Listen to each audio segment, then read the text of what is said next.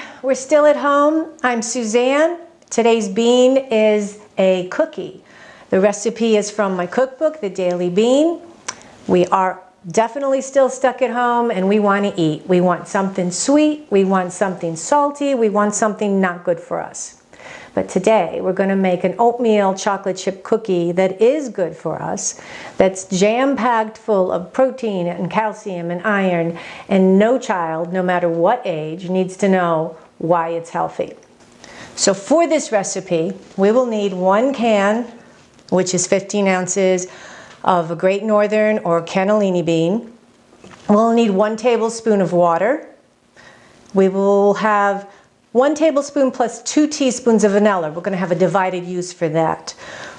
1½ cups of a dark brown or light brown sugar. 2 medium-sized eggs. 3/4 teaspoons of baking powder.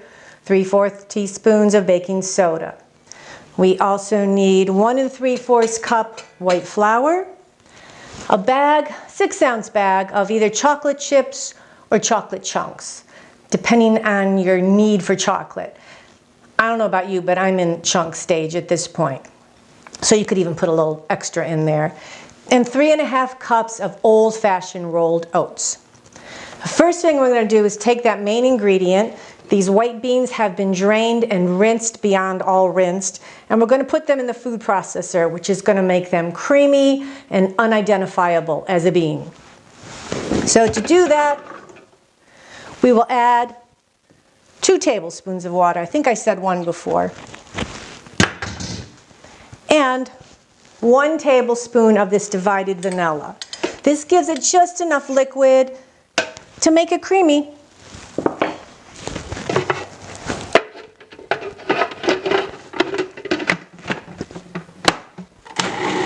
And we will process that until you see no particle of bean that is a recognizable particle of a bean.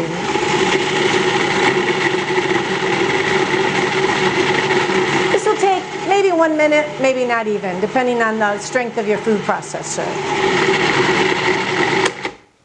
We will keep that set aside, and we'll take 2 sticks of butter.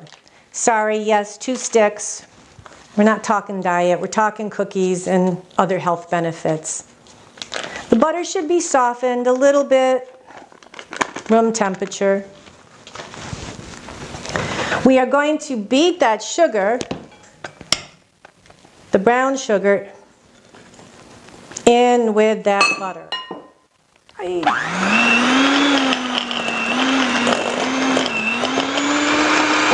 Just beat this until it becomes a little bit fluffy.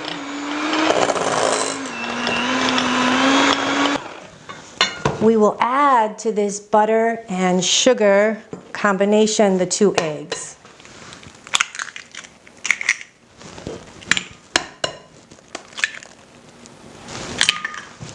And we'll continue to whip this until it's very creamy.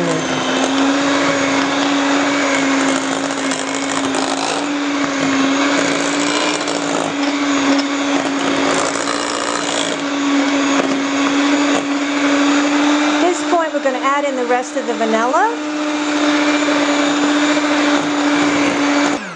We will be blending in the bean mixture that we have softened up in the food processor. So I've scraped all the beans out of that food processor. As you can see, they're super creamy.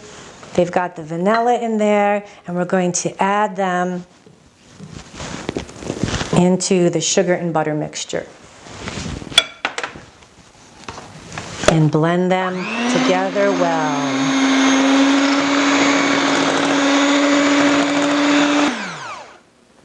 Okay. From here, we are going to take this flour and we're going to add the baking powder and the baking soda and just whisk it together. And we'll add the bean and the butter and the margarine mixture.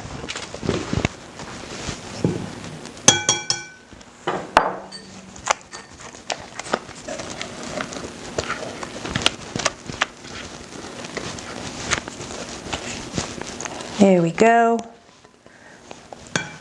And we're going to stir that in. Get the flour blended in well so that you do not see the flour anymore. From here, we are going to add in the 3½ cups of oatmeal and those wonderful chocolate chunks.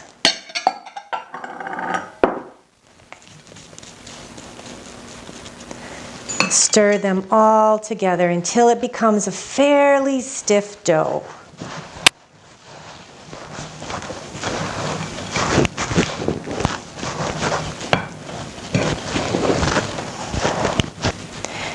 And if I failed to mention, we have preheated that oven to 350 degrees.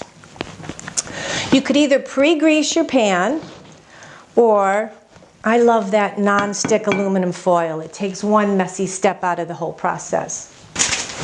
So we're going to drop these by big tablespoons. I like big cookies.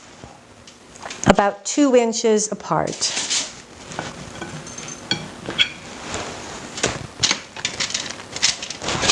There we are. They're ready to put in the oven. We're going to put them in that 350 oven for 6 to 8 minutes until they're a light golden brown.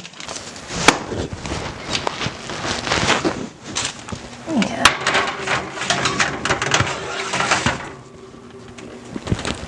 Okay, 6 minutes. That's all we got. Maybe 8. See you then. Okay, I think it's time. Let's check them.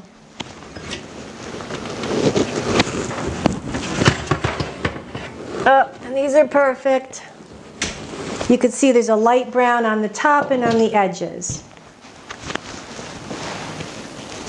So, you might want to let them sit for a minute or two, but we'll see how it works. Oh, now here we go. I'm glad we put the extra chocolate in. We'll all be happy about that later. But here you go. Chocolate chip cookies that are absolutely full of all kinds of goodness. And nobody knows why. But the magic bean has pulled through for us once more. This recipe makes about 36 cookies, so there's a lot more to get put in the oven. They freeze wonderfully if you have any left to freeze. So thanks for watching. If you're enjoying these videos and loving the food, please subscribe to our station on YouTube. And we'll see you for the next recipe. Take care, stay healthy.